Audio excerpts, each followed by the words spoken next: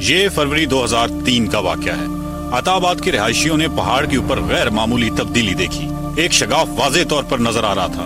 पहाड़ में इस गैर मामूली तब्दीली के असरात गांव के खेतों और घरों में भी दरारों की शक्ल में जाहिर होने लगे। ख्याल यही किया जाता है कि यह शगाफ 2002 में अस्तोर में आने वाले जल्जले के नताइज थे। अताबाद करीमाबाद से 10 किलोमीटर के फासले पर वाक़या था। ये पुराना रवायती गांव 80 के करीब घरों पर मुश्तमिल था।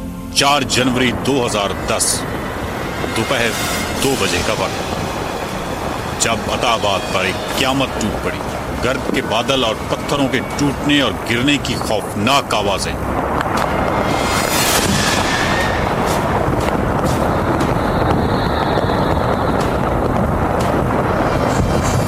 19 अफराद जाँ बहक और 54 घर मुकम्मल तौर पर तबाह हो गए।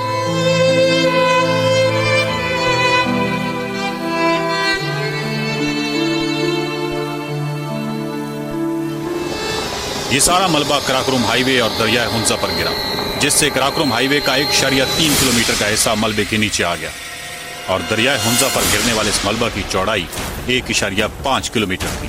दरिया हुंजा का पानी रुक गया।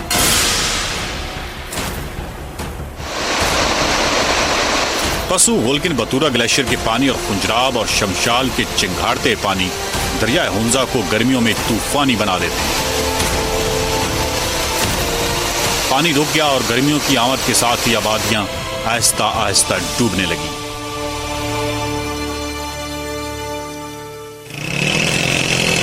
अताबाद का ये मलबा कितना ज्यादा है, मोटरसाइकिल के सफर में शायद आपको सही अंदाजा होगा।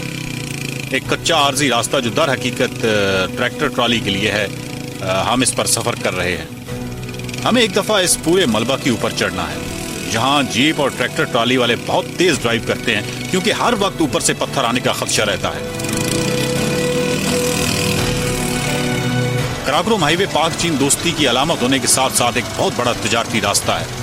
इस झील ने इस तिजारती रास्ते को मुतासिर तो जरूर किया है, लेकिन अब भी सैकड़ों ट्रालियां ये तिजारती सामान झील से नीचे सड़क तक ले आती हैं। बारीक मिट्टी के नीचे कहाँ पत्थर है ये मालूम नहीं हो पाता, जबकि चढ़ाई की वजह से आप रफ्तार भी कम नहीं कर सकते, इसलिए बाइक को यहाँ चलाना काफी मुश्किल काम है। ये मलबा कितना ज्यादा है शायद आपको यहाँ से अंदाजा हो, जहाँ से मैं आपको हाथ हिला रहा हूँ और जहाँ हमारा कैमरामैन खड़ा है। ये नजर आने वाला मलबा पूरे मलबे के आधे से भी कम है। शायद आपको इससे अंदाजा हो गया होगा कितना सख्त रास्ता है। बड़ी मुश्किल से एक इन्होंने रास्ता बनाया है इसी मलबे से, लेकिन ये बेसिकली ट्रैक्टर ट्रॉलीज के लिए है और दूसरा ये है कि 4 व्हील जो जीप्स हैं उनके लिए। जब मैं और मुकरम नीचे से ऊपर आ रहे थे तो काफी लोगों ने हमें उस वक्त भी आवाज दी कि वापस आ जाए, क्योंकि ये बाइक्स का रास्ता है नहीं। हम पाकिस्तान आर्मी के कैंप तक पहुंच चुके हैं। यहाँ हमारी मुलाकात कर्नल आरिफ से हुई, जो अताबाद झील के प्रोजेक्ट डायरेक्टर थे।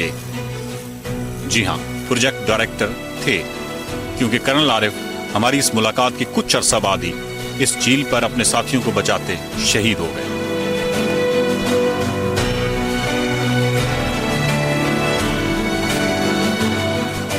कर्नल आरिफ से मिलने से पहले हम आपको ये बता दें कि कर्नल आरिफ कैसे शहीद हुए। सर्दियां गुजरने के बाद दरिया हुंजा में पानी की रफ्तार बढ़ जाती है। नतीजतन झील की स्पिलवे में भी पानी की मिकदार में बहुत ज्यादा इजाफा हो जाता है। FWO के जवान स्पिलवे पर काम कर रहे थे। स्पिलवे की दूसरी तरफ भी मशीनरी थी। अचानक पानी की मिकदार में इजाफा हो गया और फैसला किया गया कि दूसरी तरफ की मशीनरी को वापस लाया जाए। जब इन दोनों मशीनों को वापस लाया जा रहा था तो दोनों मशीनें स्पिलवे के ऐन दरमियान में फंस गईं। इन मशीनों के ऊपर जवान थे और खौफनाक पानी की लहरें किसी वक्त भी इनको बहा कर ले जा सकती थी।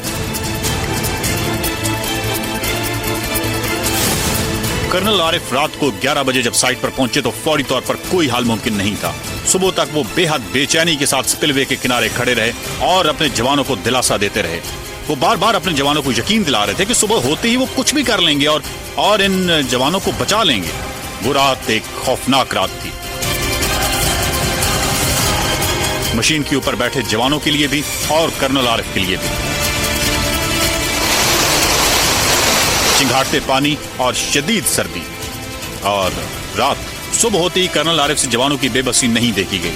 वो एक रस्से के जरिए इन मशीनों तक जाकर जवानों को लाना चाह रहे थे, उनका मोराल हाई करना चाह रहे थे। ये जवान शदीद बर्फीले पानी के दरमियान पूरी रात गुजार चुके थे। एक ऐसी रात जिसमें पल पल खतरा था। किसी भी वक्त ये मशीनें पानी बहाकर ले जा सकता था। एक रस्सा इन मशीनों के साथ जोड़ दिया गया। कर्नल आरिफ एहतियात से इस रस्से के जरिए दूसरी तरफ जा रहे थे। इनके तमाम जवान और ऑफिसर्स ने मना किया था, लेकिन कर्नल आरिफ समझते थे कि कमांडिंग ऑफिसर होने के नाते उनका ये फर्ज है कि वो इन जवानों की जान बचाने के लिए कुछ भी कर लें। अभी आधे रास्ते में थे जब रस्से पर उनकी गिरफ्त कमजोर हुई और कर्नल आरिफ देखते ही देखते बेरहम मौजों में जा गिरे।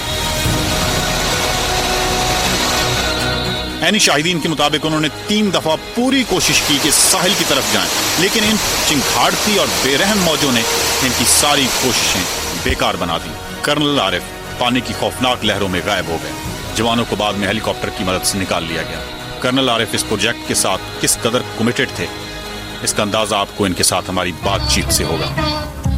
बीवी हो, माँ हो, बहनों की नजरें तुमको देखें तो यूं जगमगाए, जैसे खामोशियों की जुबान से दे रही हो वो तुमको दुआएं। काम के जरिए पास पानो, मेरे नगमे तुम्हारे लिए हैं, मेरे नगमे तुम्हारे लिए।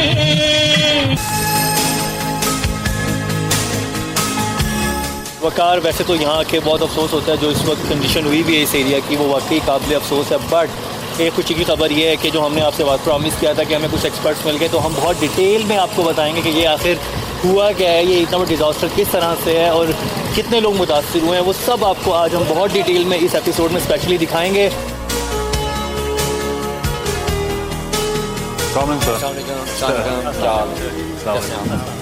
मुकरम से तो आपकी पहली मुलाकात हो चुकी है और मेरा ख्याल ये वकार हैं जो मेरे साथ हैं, अभी कर्नल आरिफ हैं जो कि इस पूरे प्रोजेक्ट को हेड कर रहे हैं, और उनके साथ कर्नल तौकीर हैं जो कि इस पूरे प्रोजेक्ट के CEO हैं। 4 जनवरी को यहाँ पे जो अर्थक्वेक आया है और उस वजह से जो स्लाइड हुई है, तकरीबन दिन के 11 बजे ये वाक़या पेश आया, और 11 बजे के बाद जो है तकरीबन 3-4 घंटे के बाद जब ये सेटल डाउन हुआ है, सेटल डाउन होने के बाद जो लोगों ने देखा और उन्होंने जाके सीनियर को बताया कि यहाँ पे प्रॉब्लम शुरू हो गया। उसके बाद ये फौरन मीडिया में ये खबर शुरू हो गई, जिसकी वजह से तमाम पूरे पाकिस्तान में ये खबर फैल गई कि ये हादसा हो गया। सर, आप तो इसके प्रोजेक्ट डायरेक्टर हैं, तो बड़े बड़े प्रोजेक्ट्स आपने हैंडल किए होंगे, इस तरह का तो आपको पहले तजुर्बा होगा। नहीं, उसमें ये है कि पहले तो मैं अपने आप को इंट्रोड्यूस करा दूं कि I am the project director है, और मेरी एक्सपर्टीज़ ये है कि जब अर्थक्वेक आया तो अर्थक्वेक में एक आपको याद होगा मीडिया ने बड़ा उसको कवर किया था, हटियां वाला लैंडस्लाइड एक आई थी, और जो इससे कहीं ज़्यादा बड़ी लैंडस्लाइड थी। अच्छा। मैंने उस प्रोजेक्ट के ऊपर काम किया है, और वो 5 सालों के बाद जाके अभी इस दफ़ा जब फ्लैश फ्लड्स आए हैं सारे, अभी जो रिसेंट फ्लड्स आए हैं और रिसेंट रेनफॉल हुई है इतनी एक्सटेंसिव जो जिसने रिकॉर्ड तोड़ा है, उसमें आके उसने सिर्फ ओवरफ्लो किया है। तो उसी बेसिस के ऊपर I have been posted here. तो मेरा तजुर्बा पहले भी इस तरह के कामों के साथ है। ये बैकअप 1 था, ये जो आपको पोस्टर नज़र आ रहा है, अगर आप ये दिखा सकते हैं, तो ये उस वक्त बैकअप 1 था, ये पूरा मैस इकट्ठा हुआ था और बंद था। अब सबसे बड़ा प्रॉब्लम ये था कि इसको खोलना है। तो यहाँ पे जो प्रॉब्लम से इनिशियली उसको खोलने के कि इसके अंदर मॉइस्चर बहुत ज़्यादा था, पानी था, मशीनें काम नहीं कर सकती थी। इसको पहले हमने खोला, और उस खोलने में हमें ये प्रॉब्लम हुआ कि हमने ये देखना था कि जो पानी इकट्ठा हुआ है उसको हमने स्पिल ओवर कराना है। तो स्पिल ओवर कराने के लिए हमने पहले जो हमारे एक्सपर्ट्स हैं उन्होंने बताया कि जी इसको 24 मीटर का कट लगाएंगे तो फिर पानी आपका निकलना शुरू होगा। तो पहले तो पानी लाइक अ बाउल इसके अंदर इकट्ठा हुआ था, तो वो कट लगाने के बाद 24 मीटर हम नीचे गए हैं, तो ये पानी जो आपको नज़र आ रहा है ये स्पिल ओवर हुआ है। तो ये 30,000 क्यूसेक तक भी गया है पर डे, और अभी आजकल जो है वो 3,000-4,000 के रेंज में ये चल रहा है पिछले 8 दिन से 10 दिन तक। अच्छा सर, ये बताएं कि जब ये सारा मलबा नीचे आ गया और उस वक्त क्योंकि विंटर था और फिर पानी भरना शुरू हुआ, फिर एक मीडिया में बहुत ज़्यादा शोर मचा कि स्पिलवे पे कब पानी ऊपर से ओवरफ्लो होगा, तो एक बहुत बड़ी एक पूरी मीडिया में था कि किसी वक्त झील टूट सकती है, और वो टूटी तो नहीं। तो क्या वजह थी? क्यों मलबा बहुत ज़्यादा था या क्या वजह है? और इसके टूटने के आगे भी कोई हैं इस वक्त? देखिए तकरीबन 3 स्टोरी टू 4 स्टोरी बिल्डिंग के बराबर बड़े बड़े पत्थर हैं। अब जब ये मैस आया है, अल्लाह ताला का, अब नेचर के खिलाफ नहीं लड़ सकते। अब अल्लाह ताला का ये करना ऐसे हुआ कि ये इस तरह की मिट्टी है कि इसके अंदर छोटा ग्रेन से लेके बड़े बोल्डर हैं। अच्छा, इसकी केमिस्ट्री ये है, जियोलॉजी इसकी सॉइल की ये है कि ये इतना, इसमें क्ले भी है, इसमें सिल्ट भी है, इसमें ऑर्गेनिक जो मैटर्स हैं वो भी हैं। अब ग्रेनाइट, इसमें 40% ग्रेनाइट है। अब ये मिट्टी को जब जो ही पानी लगता है तो ये सीमेंट की तरह हो जाती है, स्करिंग नहीं होती। आपने फ्लैश फ्लड्स में देखा होगा, हर चीज़ बह जाती है, मगर ये पूरा पानी इसको बहा के ले जाना पा ही नहीं रहा। उसकी वजह ये है कि ये इसको बिल्कुल सीमेंट की तरह हो जाती है। जब ये घुलती है, गीली होती है, इसके ऊपर आप काम नहीं कर सकते। इसी तरीके से जब ये बिल्कुल फाइन पार्टिकल होता है तो जब ये डस्ट क्लाउड बनता है तो आप इसमें सांस नहीं ले सकते। अब हुआ ये है कि यहाँ पे इसको जब ओपिनियन मुख्तलिफ आए हैं, किसी ने कहा जी कि इसको रॉकेट से डिस्ट्रॉय कर दें, जिसने कहा जी एक्सटेंसिव एक्सप्लोसिव लगा दें, बट उसमें प्रॉब्लम्स काफ़ी सारे हैं। अब होता ये है कि जब ये इस तरह के हम काम करते हैं तो जो पहले स्लाइड आई हुई है वो मज़ीद स्लाइड आना शुरू हो जाती है और मज़ीद डिज़ास्टर की तरह हम जाना शुरू कर देते हैं।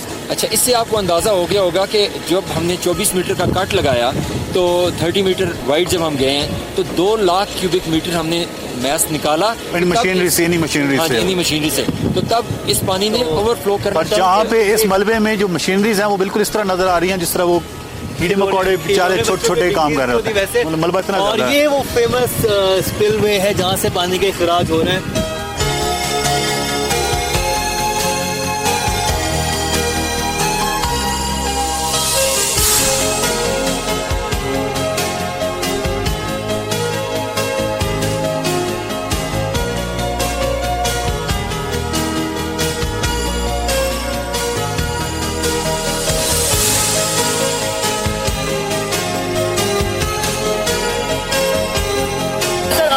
बताया था कि और प्रपोजल भी आए थे जी, तो वो प्रपोजल क्या थे, क्या किस तरह का था, बाकी कंट्रीज ने क्या बोला था, वो क्या करेंगे इसके साथ? इसमें तो 3 चीज़ें थी। एक तो ये था कि इसको रॉकेट्स के ज़रिए हम उड़ा देते हैं, इसको एक्सेसिव ब्लास्टिंग करते हैं, वो चाइनीज़ ने, बेसिकली चाइनीज़ और अमेरिकन ने प्रपोजल दिए थे।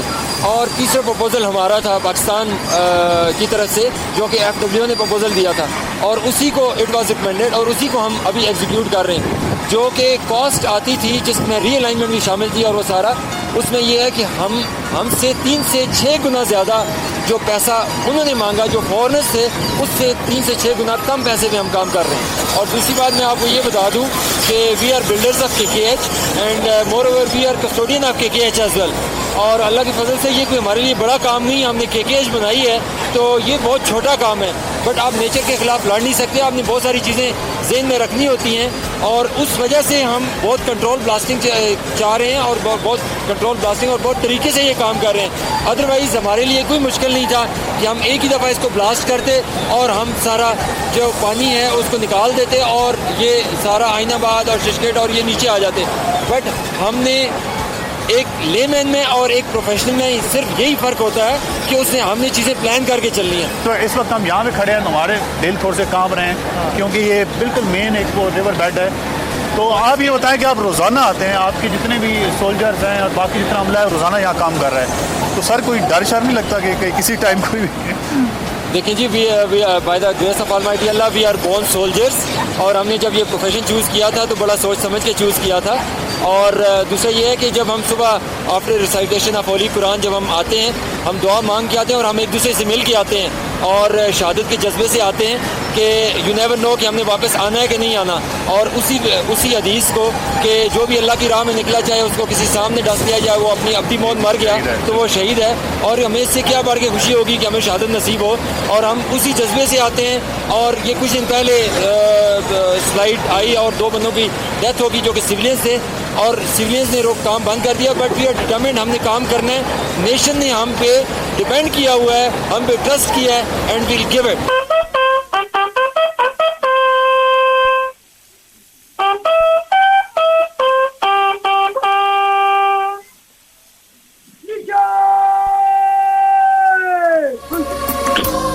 चले जो होगी शहादत का जाम पी कर तुम रसूल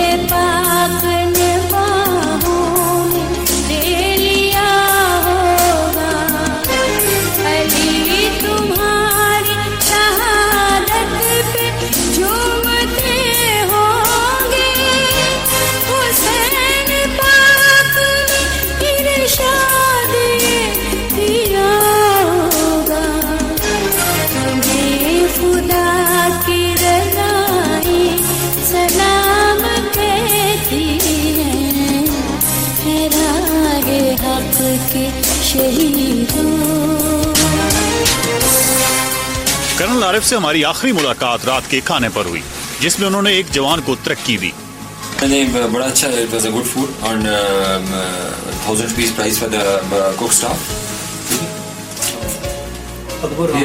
सर ये क्या प्रोग्राम है? ये is a very excellent cook, इसका रैंक भी आगे। और कितनी क्वालिफिकेशन है? यू मस्ट डू मैट्रिक, ठीक है। और अभी आगे बहुत आपको पता है बड़ी फैसिलिटीज़ हैं, आर्मी ने भी आपको बहुत फैसिलिटेट किया हुआ है, आपको प्लॉट मिलता है, आपके बच्चों का लिविंग स्टैंडर्ड बेहतर हो जाता है, और वो सारा बहुत सारा जो आपके साथ लिंक लोग हैं उनकी ज़िंदगी बहुत बेहतर हो जाती है, ठीक है। तो आपने मेहनत करनी है और उसके बाद अपनी क्लासें करो और आगे फर्दर प्रमोट हो। तो ये जगह है, लगाओ जी, please, this is your prerogative, लगाओ लगाओ।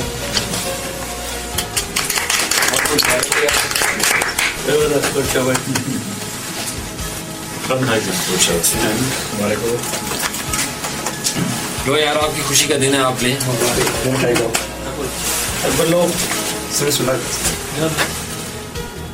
और बेगों को बताया कि नहीं?